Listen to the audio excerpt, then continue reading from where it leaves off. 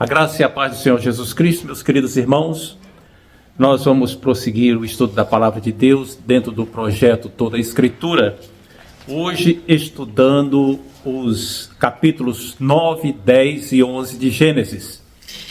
Nós vamos abordar esses capítulos com o tema Recomeço, Tropeços e Linhagem Prometida, e a linhagem prometida. Então vamos tomar nossas Bíblias e vamos ler a partir do versículo 1 do capítulo 9. Capítulo 9 de Gênesis, a partir do versículo 1, vamos ler os primeiros 4 versículos. Diz assim a palavra de Deus. Abençoou Deus a Noé e a seus filhos e lhes disse: sede fecundos, multiplicai-vos e enchei a terra. Pavor e medo vos serão sobre todos os animais da terra e sobre todas as aves do céu, tudo o que se move sobre a terra, e todos os peixes do mar nas vossas mãos serão entregues. Tudo o que se move e vive ser-vos-á para alimento. Como vos dei erva verde, tudo vos dou agora. Carne, porém, com sua vida, isto é, com seu sangue, não comereis. Então aqui você percebe que há uma repetição da bênção de Deus sobre Adão. Multiplicai-vos, sede fecundos e enchei a terra. Não é? Deus tinha dado essa bênção a Adão e repete aqui. E faz uma mudança na dieta alimentar do ser humano. Antes o ser humano só tinha liberdade para comer vegetais.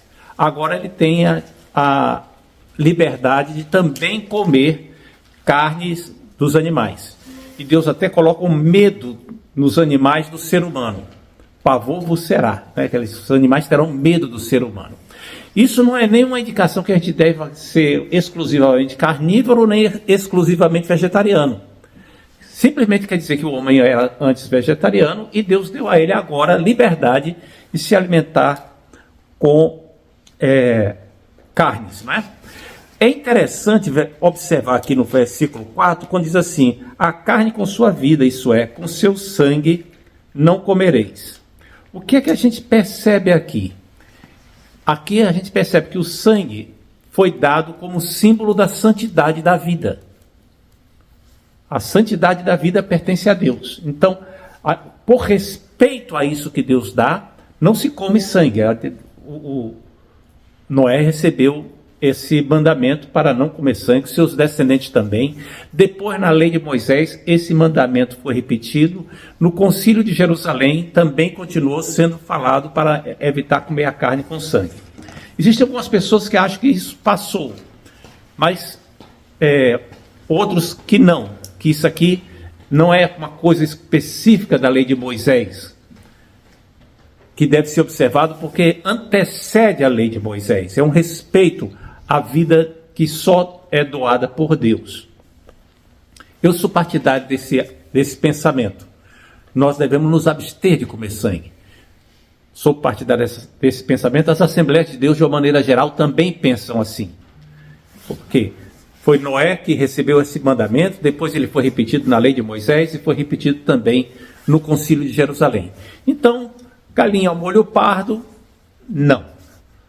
Chouriço, não. E por aí vai, né? Muito bem. Aí tem um outro aspecto a ser observado aqui, que eu lembrei agora.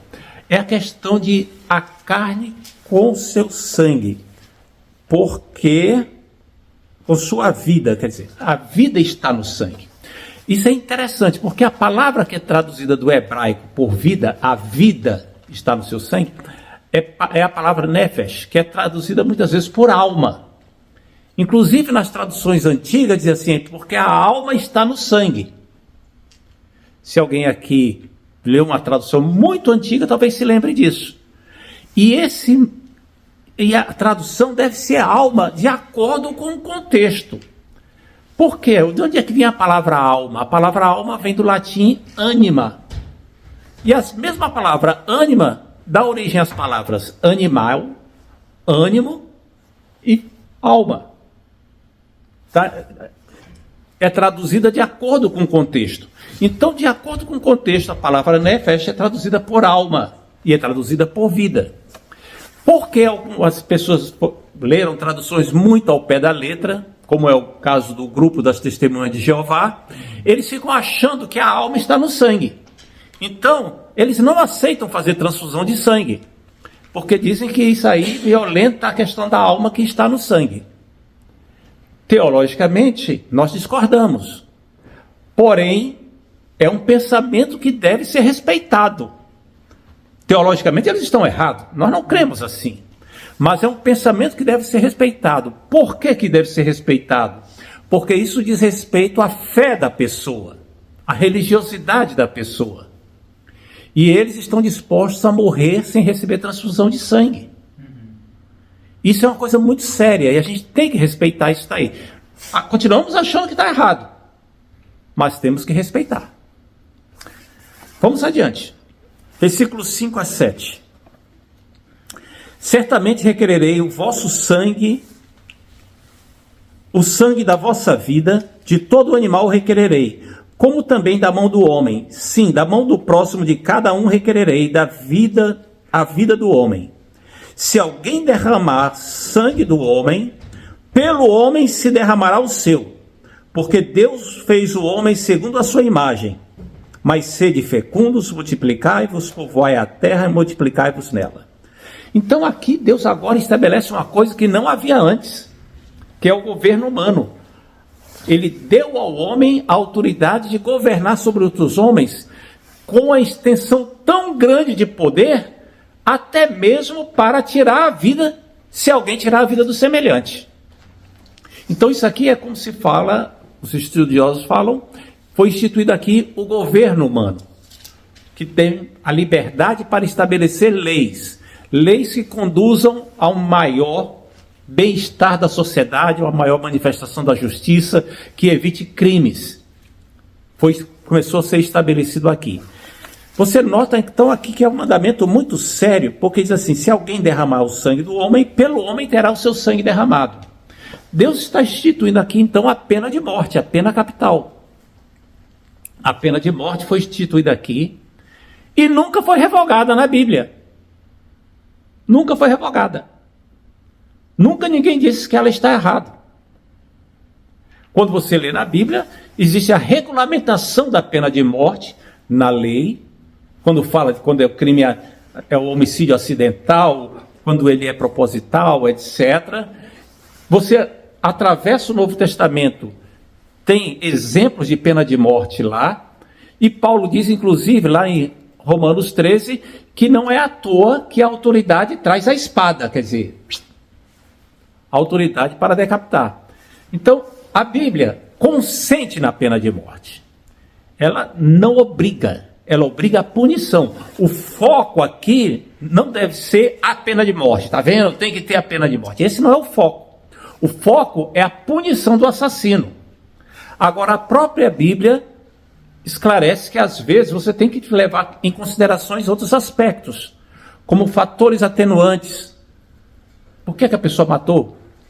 Foi sem querer? Não foi? Foi no acesso de loucura? Ou para evitar abuso da autoridade? Ou porque existem governos que são extremamente cruéis e ficam matando as pessoas à toa? Então a questão da pena de morte é uma questão delicada, que a gente não pode afirmar que a Bíblia manda que ter, então tem que ter. Não, tem lugares que dá para ter, mas a justiça do ser humano é falha. E aí, como é que fica? A pena de morte não pode ser corrigida. Então, em tese, a gente sabe que a pena de morte é uma coisa admissível, mas na prática, a gente tem que tomar cuidado em ser a favor dela. Aí, no versículo 6, diz assim: porque o homem foi criado à imagem de Deus. Isso aqui, então, torna a dizer mais uma vez que o homem ainda conserva a imagem de Deus. Aquela capacidade de relacionamento com Deus, de inteligência, de sentir emoções, tudo isso o ser humano preserva. Foi ofuscado pelo pecado, compuscado, foi escurecido, né, estragado pelo pecado. Mas existe no ser humano. O ser humano é criado à imagem de Deus.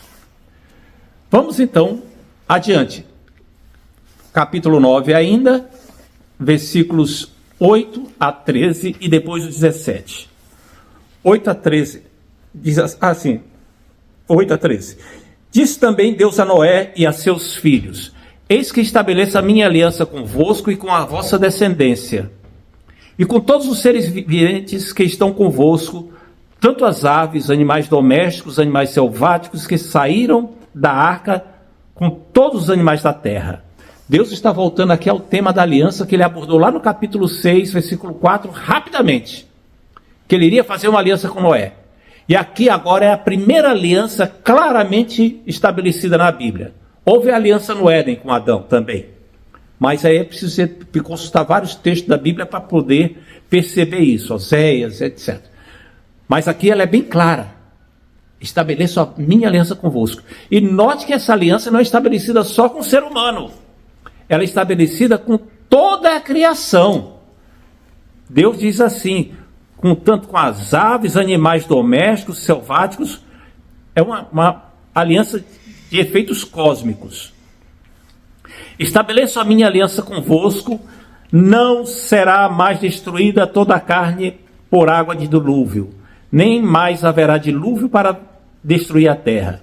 Disse Deus: este é o sinal da minha aliança que faço entre mim e vós, entre todos os seres viventes que estão convosco, para perpétuas gerações, ou seja, uma aliança eterna. Porém, nas nuvens o meu arco será por sinal da aliança entre mim e a terra. Versículo 17. E disse Deus a Noé: este é o sinal da aliança estabelecida entre mim e toda a carne sobre a terra. Então Deus estabeleceu aqui uma aliança incondicional. Uma aliança que ele faz com o ser humano e com toda a terra, todos os seres viventes, sem pedir nada em troca. É uma aliança que tem o efeito prático de uma promessa a troco de nada. Deus diz assim: olha, eu estou me comprometendo e vou colocar um sinal dessa aliança aqui nas nuvens. E aí tomou lá o arco-íris como sinal da aliança entre Deus e os seres viventes. Então, cada vez que vem chuva sobre a terra, cada vez que você vê um arco-íris, lembrar da aliança que Deus fez. E Deus está se lembrando. Não que ele se esqueça, como eu já falei da vez passada, mas aquilo ali é o sinal. É interessante você observar na Bíblia que muitas vezes Deus faz alianças e dá um sinal dessa aliança. Quando Deus colocou a aliança com Noé, ele deu o arco-íris como sinal. Quando Deus fez a aliança com Abraão, para instituir a nação de Israel, o povo escolhido, Deus instituiu a aliança e deu a circuncisão como sinal da aliança entre Abraão e seus descendentes. Quando Deus fez a aliança do Sinai com os judeus, os israelitas lá no deserto Sinai, quando foi dados os 10 mandamentos, ali era uma aliança. Deus disse assim: eu quero fazer uma aliança com vocês, Moisés. Vai lá e pergunta ao povo se eles querem fazer aliança comigo. Moisés desceu do monte, foi lá, perguntou ao povo. O povo disse: queremos. Tudo que o Senhor disser, faremos. Moisés voltou, falou com Deus. Olha, o povo quer. O povo topa fazer aliança, quer fechar esse contrato aí. E aí Deus instituiu a aliança que começa com os 10 mandamentos. E aí, mais para frente, ele vai dizer assim: este será o sinal da aliança. E aí vai e dá como sinal da aliança a guarda do sábado.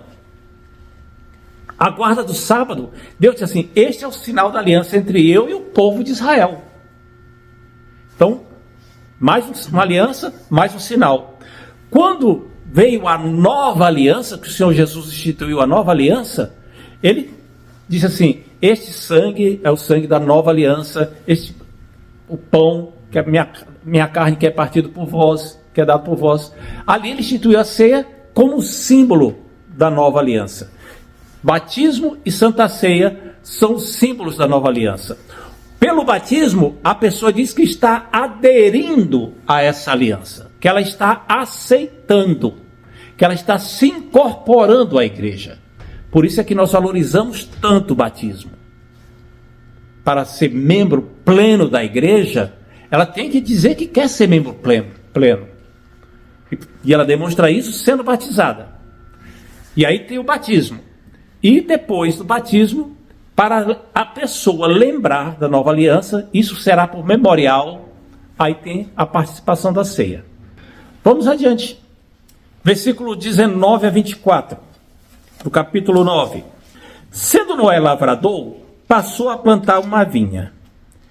Bebendo do vinho, embriagou-se e se pôs nu dentro de sua tenda. Cã, pai de Canaã, vendo a nudez do pai, fê-lo saber fora a seus 2 irmãos. Então Sem e Jafé tomaram a capa, puseram-la sobre os próprios ombros de ambos, e andando de costas, rostos desviados, cobriram a nudez do pai, sem que a vissem. Despertando Noé do seu vinho, soube o que lhe fizera o seu filho mais moço. Aqui a gente vê então que Noé plantou uma vinha. Mas as pessoas pensam assim, mas Noé foi logo plantar uma vinha? Noé errou, não devia ter plantado uma vinha. Não, Noé não errou em plantar uma vinha. Ele não plantou. Plantar a vinha não é pecado. Consumir o vinho não era pecado, e nem é. Onde foi que Noé errou? Foi quando ele se permitiu embriagar. Mas a vinha em si não é pecaminosa. Lembre que Deus próprio diz assim, eis que o Senhor plantou uma vinha. Isaías capítulo 55. Diz que Deus plantou uma vinha, se referindo à nação de Israel. Depois Jesus diz assim, eu sou a videira verdadeira. Ora, o que é a videira? É a árvore da vinha. Então a vinha em si não é o pecado. O pecado foi o abuso. E foi aí que Noé errou, quando ele se permitiu tropeçar. Se permitiu abusar do vinho. E aí ele ficou embriagado e entrou naquele estado típico, né? Primeiro, a pessoa fica indiferente ao que é censurável e ridículo. Noé ficou, desculpe a palavra, ficou peladão dentro da própria tenda. Que espetáculo grotesco. Que coisa mais vergonhosa. Segundo, ele perdeu o senso da sensualidade sadia, da sexualidade saudável. Ele se deixou embriagar e a sensualidade acabou dominando ele. E foi isso que aconteceu também com Ló, como a gente vai ver mais adiante. E aí a gente nota que o filho dele, o Cã, viu a nudez de seu pai e fez saber aos seus irmãos. O que é que aconteceu ali? Na mente das pessoas da nossa época, talvez esse erro de Noé não tenha sido tão grave. Pô, o cara estava dentro da tenda dele, ficou pelado, o que é que tem? É porque nós estamos muito acostumados já com a mentalidade dessa época. Mas existe uma coisa chamada pudor, conveniência, discrição, ou, no linguajar dos antigos, modéstia. Tudo isso deve ser preservado. Tudo isso deve ser observado. O Noé perdeu o senso disso. E o Cã, vendo isso que tinha acontecido, saiu e fez saber aos irmãos. Mas esse fez saber aos irmãos foi de uma maneira desrespeitosa. Tanto é que o comportamento dele é contrastado com o dos irmãos que foram lá cobrir a nudez do pai. O Cã ficou zombando do pai. O comportamento do Cã não tem nada de sexual. Existem algumas pessoas que dizem que o Cã foi lá e abusou sexualmente do pai, porque está escrito que ele viu a nudez do seu pai. Só que essas pessoas confundem ver a nudez, que é o que está aqui no texto, com descobrir a nudez, que tem em outros textos da Bíblia, como lá em Levítico, quando fala de descobrir a nudez. Descobrir a nudez é uma forma eufêmica, delicada de falar do relacionamento sexual. Não foi isso que ele fez aqui. O que aconteceu aqui foi que ele fez a mesma coisa que Davi fez quando viu Batseba se banhando. Lá do terraço do palácio dele, ele viu a nudez da Batseba, mas até então não tinha tido relações com ela. Depois é que ele descobriu que ele teve relações com ela. Então não teve essa conotação sexual aí. Muito bem. Da zombaria. Ele zombou do pai, desrespeitou o que o pai estava fazendo. Note o contraste com o comportamento dos irmãos. E aqui eu quero fazer uma pausa para a gente pensar no que tem acontecido na nossa sociedade. A figura paterna, da autoridade paterna, tem sido muito desvalorizada na sociedade. E as pessoas se acostumaram a que os filhos zombem dos pais, escarneçam do pai.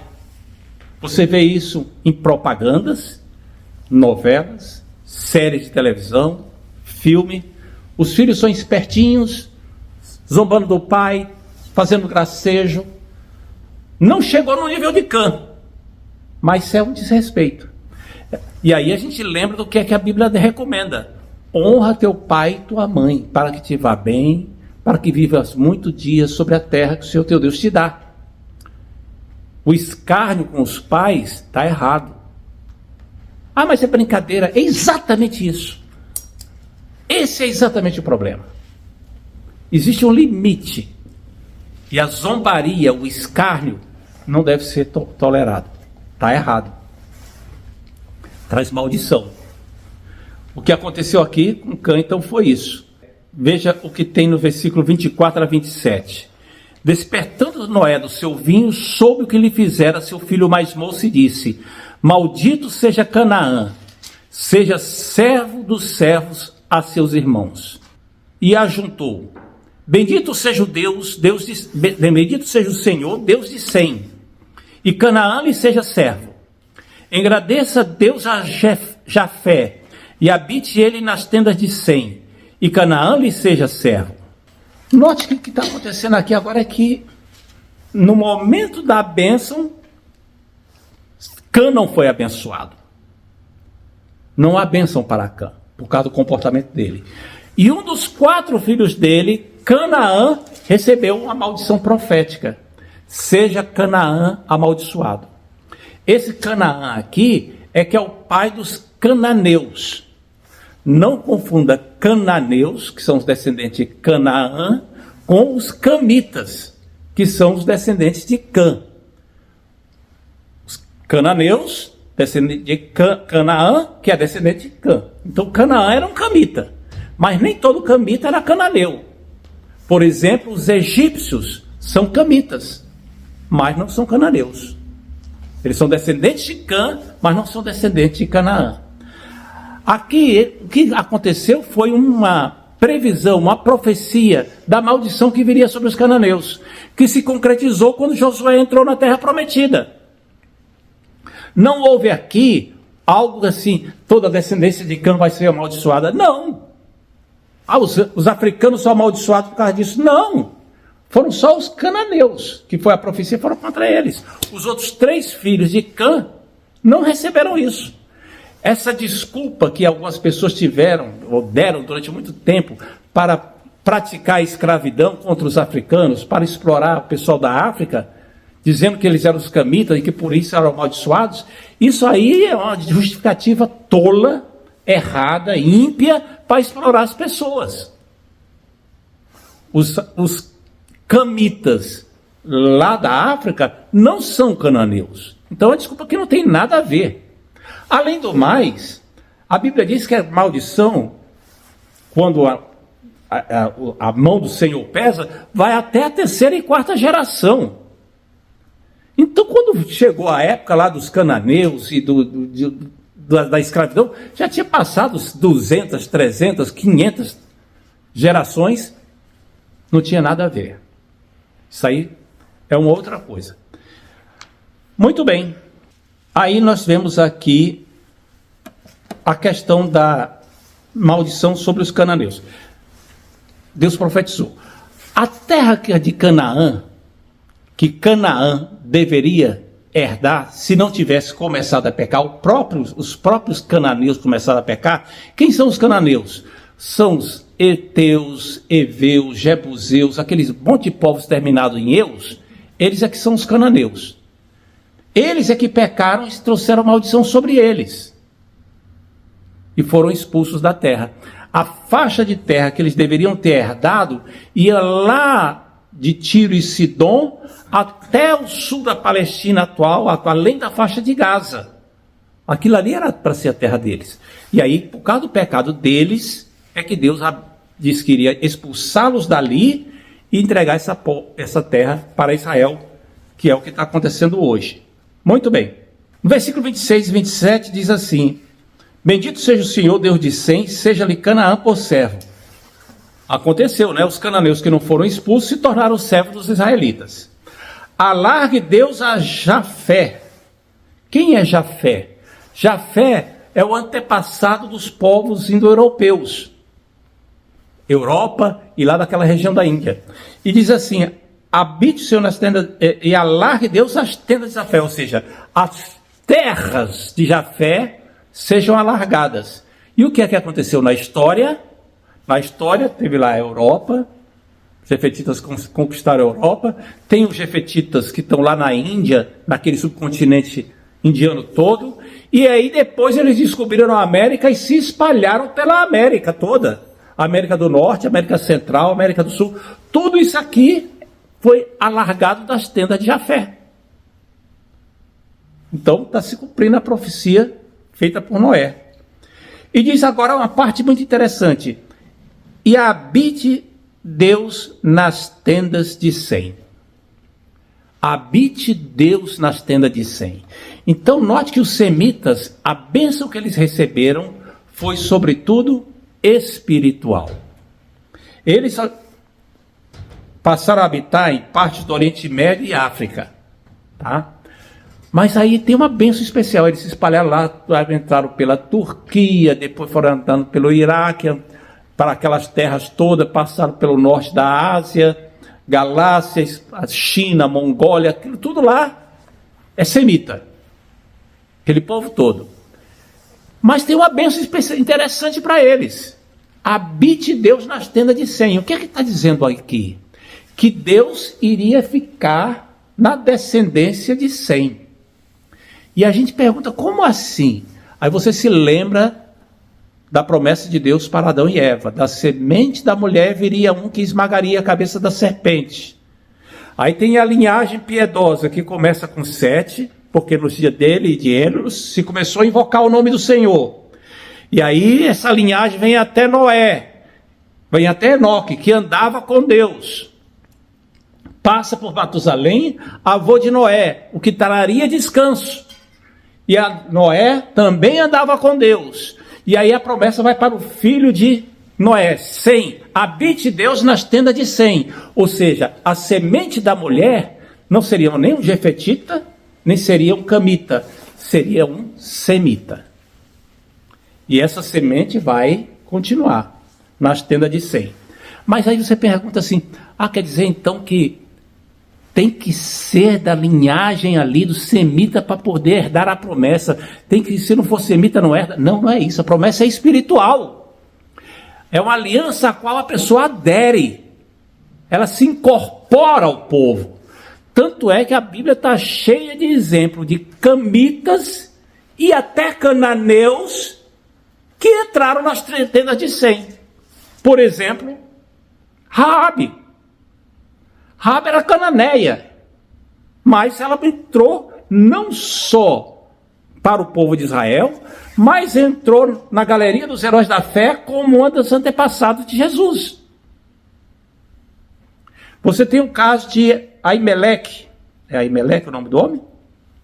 É, Aimeleque. Companheiro de Davi. Urias, que eram heteus, portanto cananeus. Entraram também para o povo escolhido. E você tem um monte de gente. Ruth, também, antepassado de Jesus Cristo, era cananeia, era moabita. Entrou lá para a descendência de Jesus. Então é uma questão espiritual, não é de raça, é espiritual. Muito bem. Habite Deus nas tendas de Sem. Então vai vir Abraão, os patriarcas, Davi, Jesus. E espiritualmente já falei sobre isso. Vamos então do capítulo 10. Vamos passar para o capítulo 10, 1, 5 e de 8 a 11. Aqui fala sobre os descendentes dos filhos de Noé, né? São as lições. É interessante você observar que aqui a arrumação do livro de Gênesis, ele está obedecendo uma lógica para mostrar a descendência da semente da mulher. Ele não está em ordem cronológica. Se você for estudar o livro de Gênesis na ordem cronológica, o capítulo 11 é antes do 10, tá? Mas como a intenção do autor aqui, inspirado pelo Espírito Santo, era nos fazer perceber a linhagem de Abraão, então está colocado numa sequência que obedece a esse propósito. Então, 1, 5 e de 8 a 11. Essas são as gerações dos filhos de Noé. Sem Cã e Jafé, nasceram-lhe filhos depois do dilúvio. Versículo 5. Eles se repartiram entre si as ilhas das nações nas terras, cada qual segundo a sua língua, segundo as suas famílias, em suas nações. De 8 a 11.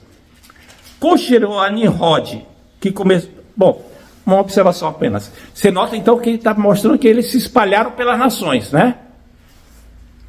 Começaram a se espalhar pelas nações. Aí tem aqui agora a particularidade de um camarada chamado Cush, um camita. Ele era camita. Versículo 8. Cush gerou a Nimrod, o qual começou a ser poderoso na terra.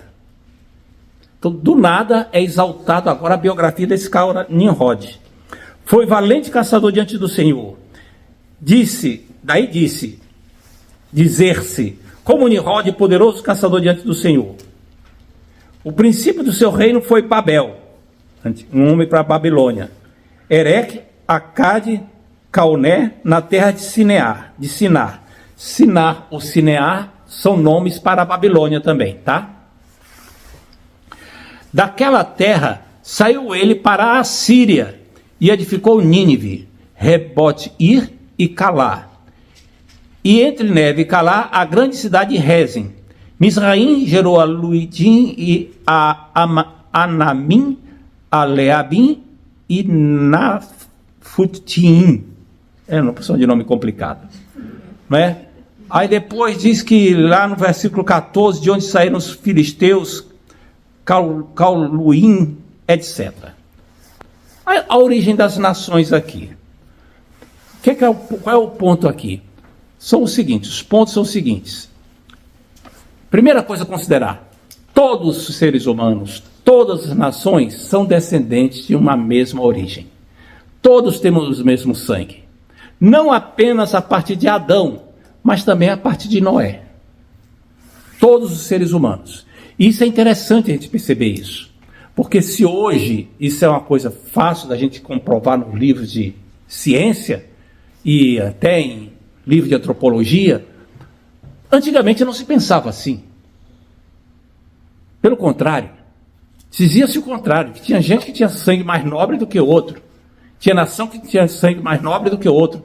E ainda nos nossos dias, tem pessoas que ficam se matando, tentando exterminar outras nações porque não merecem existir, que o sangue deles é impuro, tem outro sangue, etc. Muitos massacres. No entanto, a Bíblia, desde o princípio, mostra que todos temos o mesmo sangue. Por que isso? Porque todos nós viemos de Noé e porque a Bíblia é inspirada por Deus. Só um livro inspirado por Deus teria autoridade para falar isso, contra tudo quanto é a literatura antiga da época e até das atuais. Muito bem. O fato de todas as nações terem essa mesma descendência, a gente começa a perceber que tem alguma identidade, alguma coisa que é comum a todos os povos. Não apenas temos o mesmo sangue, mas todos os povos e nações também têm a mesma necessidade básica, a mesma necessidade essencial, a necessidade de ter salvação, de ter vida com Deus, de ser restaurado espiritualmente. Todas as nações estão mergulhadas no pecado e no crime e na desobediência.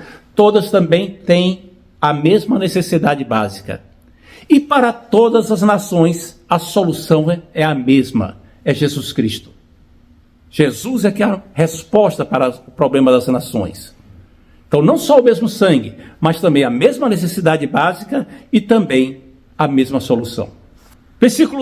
Capítulo 11, vamos dar um pulo agora para o capítulo 11, porque o capítulo 10 vai falar agora a descendência toda, as gerações todas, né?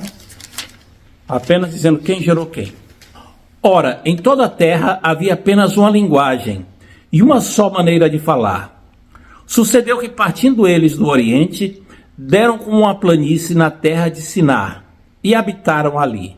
Essa planície é a Mesopotâmia, onde fica a Babilônia, entre o rio Tigre e o Eufrates. É uma planície tremenda, sem elevações significativas. Algumas campinas mais baixas e apenas uma planície imensa, enorme, sem montanha nenhuma por perto, sempre distantes. E disseram uns aos outros: vinde, façamos tijolos e queimemo-los bens. Os tijolos serviram-lhe por pedra e o betume por argamassa. Por que eles tiveram que fazer tijolo? No Egito não fazia tijolo para fazer os grandes monumentos. Faziam com pedras. As esfinges e pirâmides estão lá, porque as pedras podiam ser transportadas até o lugar onde eles queriam. Mas na Mesopotâmia não tinha montanha para ter pedra. Então eles tiveram que fabricar tijolos. Os tijolos do Egito e outros lugares, eles eram queimados ao sol.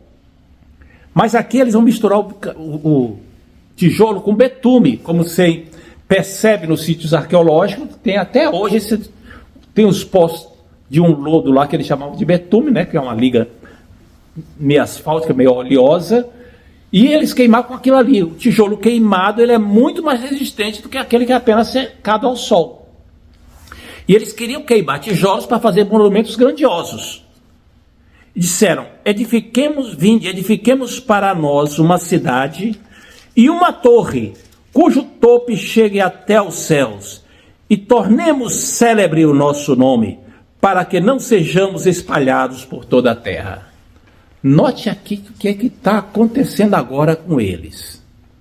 Eles, ao invés de se multiplicar, espalhar e encher a terra, eles não querem fazer isso. Eles querem contrariar o mandamento divino e ficar concentrado na mesma região. Querem evitar se espalhar. Eles estão em rebeldia contra a ordem do Senhor.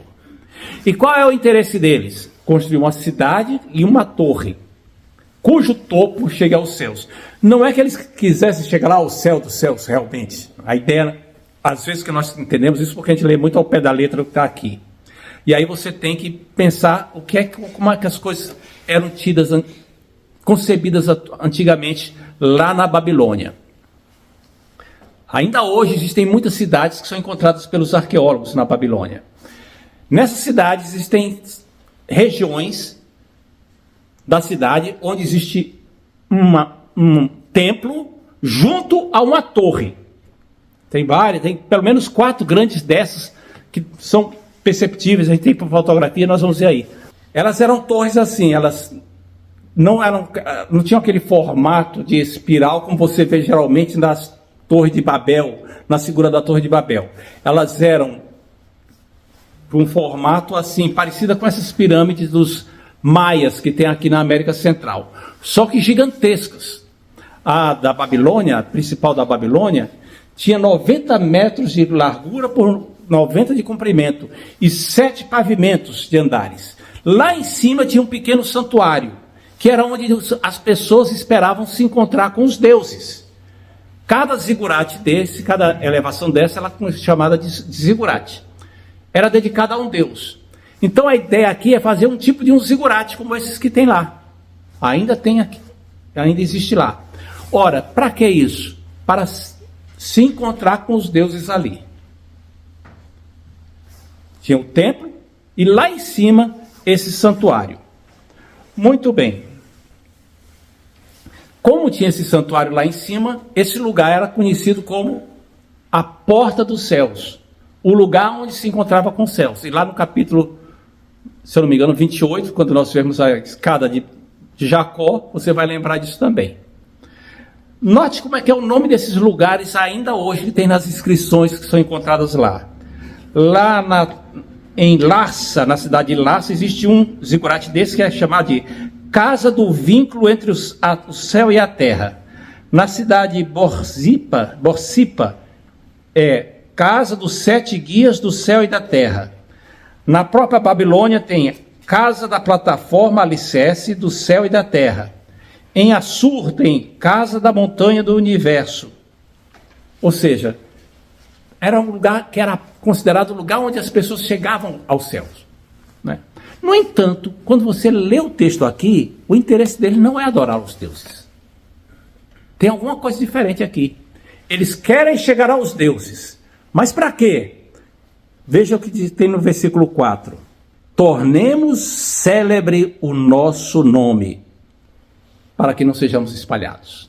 É a ansiedade de querer ser famoso, de querer se mostrar poderoso, de querer ser aqueles que controlam o que está acontecendo na história humana. Nós não vamos nos permitir ser comandados, ser dirigidos, governados por Deus. Nós mesmos vamos governar nosso próprio destino. E aí Deus não gostou da história. Ele não contava com a intervenção divina. E aí aconteceu o que está no versículo 5 a 9. Então desceu o Senhor para ver a cidade e a torre que os filhos dos homens edificavam. E disse o Senhor: eis que o povo é um, e todos têm a mesma linguagem. Isso é apenas o começo. Não haverá restrição para tudo que intentarem fazer. Vinde, desçamos e confundamos ali a sua linguagem, para que não se entendam e não se entenda a linguagem dos outros. Deus ficou com medo que as pessoas dissessem: não vai ter limite que eles vão fazer, vamos tomar uma providência aqui para acabar com isso logo, antes que eles fiquem poderosos demais. Não. Deus não estava com medo que os homens poderiam fazer contra ele.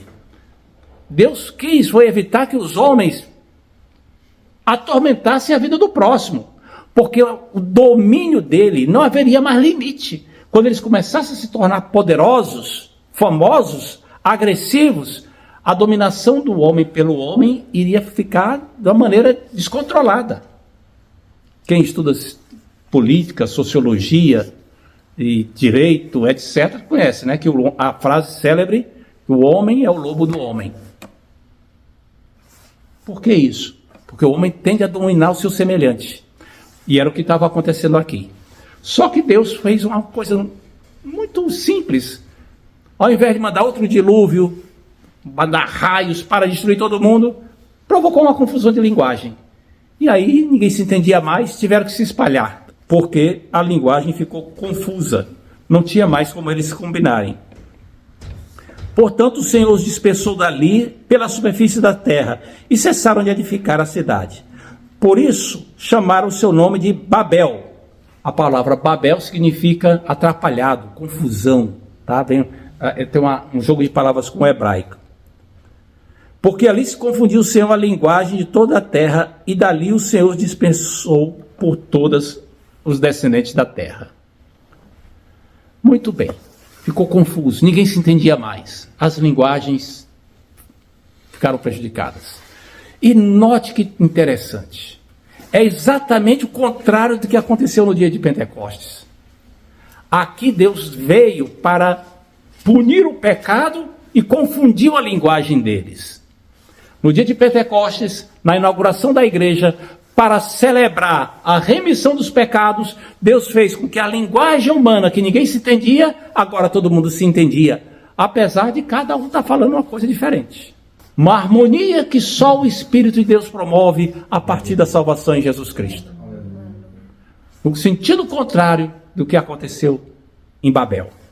Muito bem, capítulo 11, versículos 10 a 26, fala da genealogia de Abraão. E nessa genealogia de Abraão você observa uma passagem que vai de 100 para seu filho e vai andando até Abraão. Veja aqui no versículo, e eu vou ler alguns versículos apenas, a partir do versículo 10. Veja aí. São essa geração de 100. Ora, era da idade de 100 anos quando gerou a Faxade, e depois esse camarada gerou a Salá, e aí por aí vai indo a opção de gente, até que chega no versículo 24.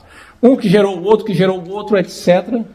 E a gente observa uma coisa interessante, que vai diminuindo a quantidade de anos que essas pessoas viveram.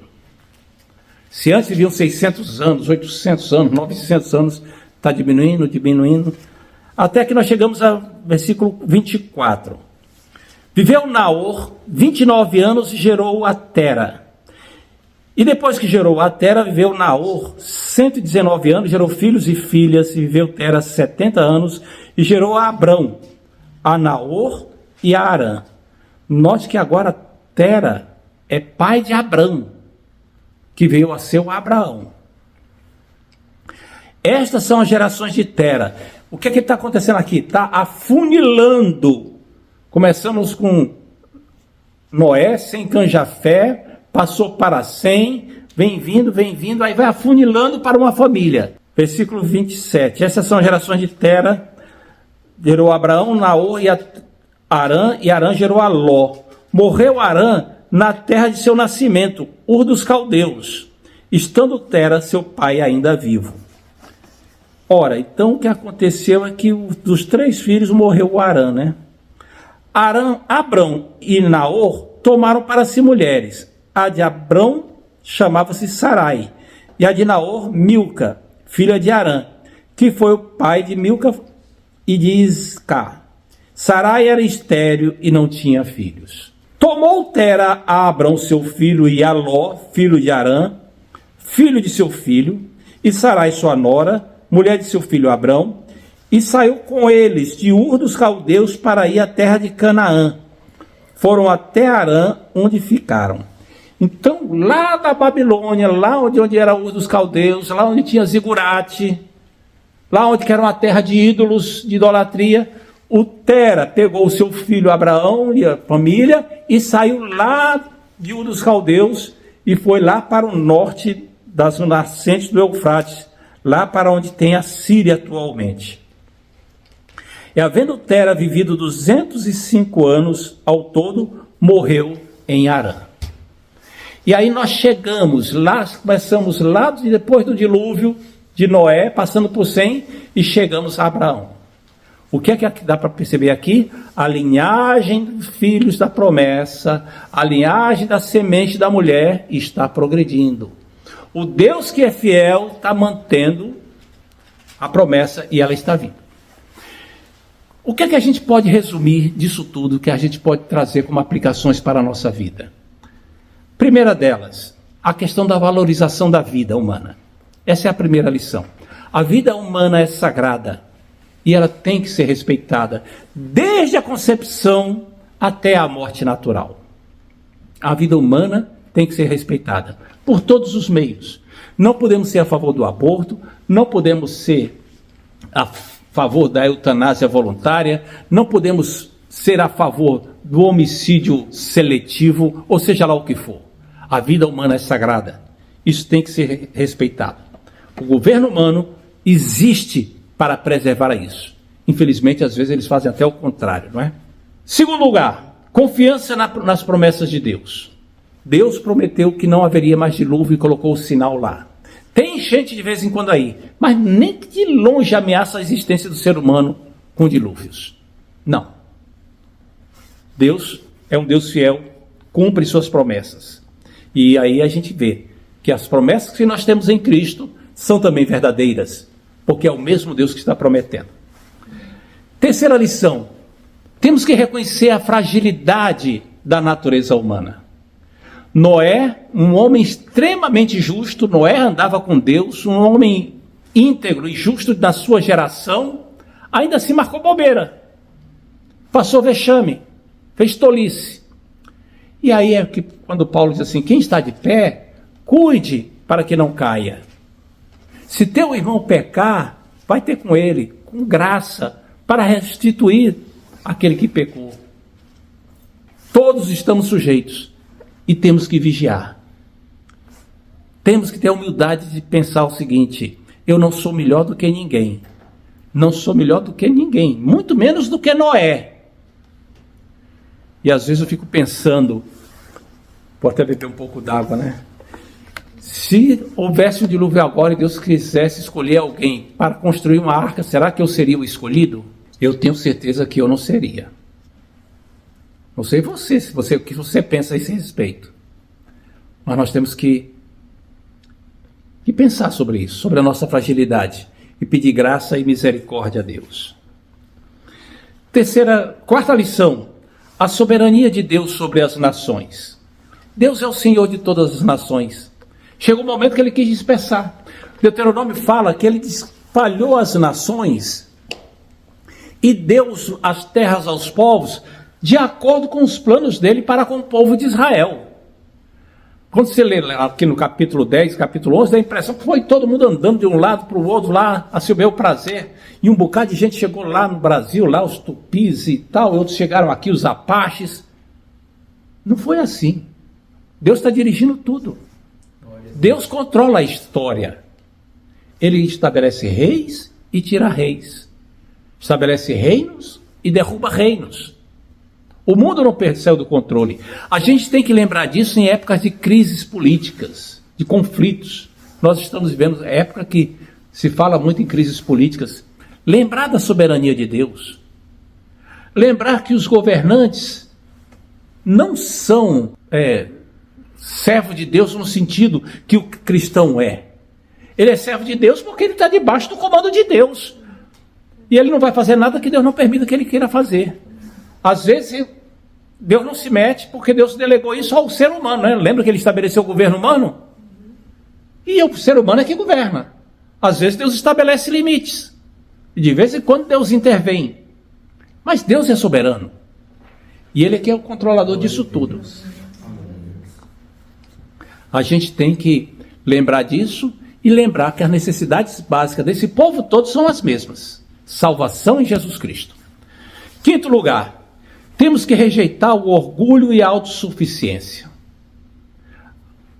Querer ser grande, querer ser famoso, é uma tentação que todos podemos ter. Temos que fugir dela. Querer estabelecer, não, fazer uma coisa de sucesso, para crescer. Temos que moderar isso daí. E colocar essa vaidade debaixo do controle de Deus. Porque o projeto da torre mostrava que o povo estava fazendo isso aí à revelia de Deus. E Deus interviu. Muitos imperadores, muitos conquistadores têm tentado ser grandes na terra. Tem um sucesso durante alguns anos e se acaba. Napoleão Bonaparte disse assim, eu, Júlio César e Alexandre construímos grandes impérios baseados na força, mas só o Nazareno é que construiu algo pelo qual os seus súditos estão ainda hoje dispostos a morrer por ele. Mas eu, Alexandre e Júlio César, não temos ninguém que queira morrer por nós. Sim, não tem. E nós também temos que pensar que o nosso orgulho pode nos conduzir a lugares, caminhos errados. E finalmente, o episódio da Torre de Babel evidencia a necessidade da redenção, não é? Já falei sobre isso, que só em Jesus Cristo. Aliás, não era isso, nem isso aqui. Finalmente é o seguinte, é lembrar que todo pecado, seja por soberba, seja por negligência, por descuido, produz tristeza, produz resultados sinistros.